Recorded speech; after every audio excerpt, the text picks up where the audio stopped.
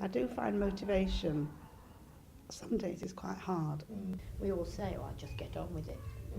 And you can feel very isolated.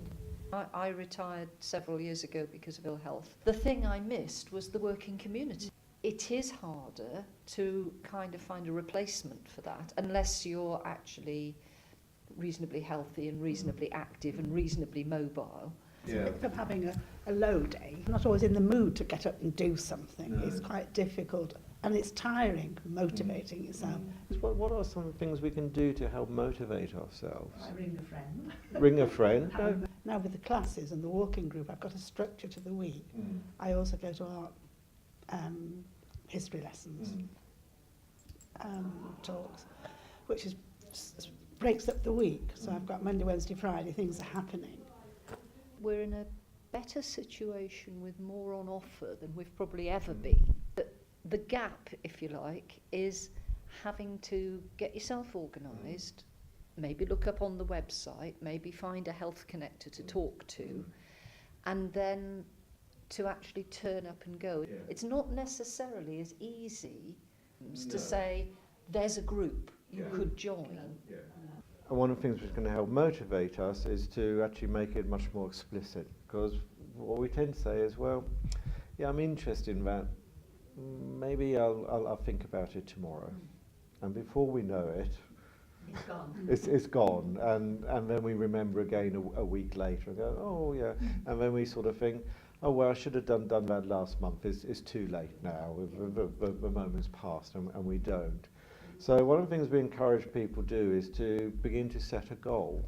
So is begin to think, actually, you know, there's 3 days of the week where I'm not doing anything, and you might think, okay, sort of, I would quite like to do something on the Wednesday, because that tends to be a day when I just feel a bit lost. So then begin to think around, well, what are some of the things I could potentially do? Okay, or where could I find out information about what I could potentially do?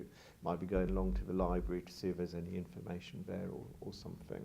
It's almost writing it down. So on Wednesday, I'm going to go to the library and see if there's any activities and things I might be interested in. So that might be the first step.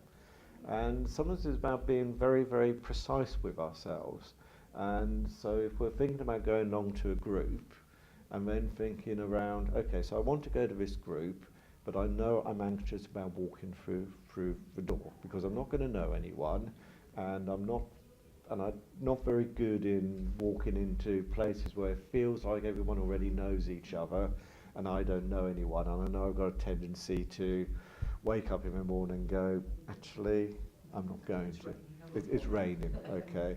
So part of the goal setting a bit is around thinking around, okay, so this is what I want to do, then thinking around what is it that might actually stop me doing it, and then thinking around sort of quite clearly in a way, and this might be doing with, you know, one of your old friends on the telephone, for example, and then thinking around, okay, if I'm going to feel anxious,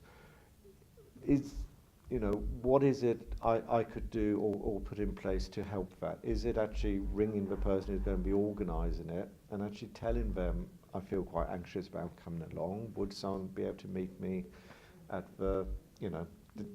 down at the entrance, for example, or greet me? Or could I just come along and just sort of stay for 5 minutes, and is it okay to go? So there's little things we can put in place, and it's almost then writing them down, so we made a bit of a contract with ourselves, or getting a friend to, telling them or saying to them, look, on Wednesday I'm going to go along this group, I'm a bit anxious about it, could you phone me up at 9:30 in the morning, remind me I'm meant to be going?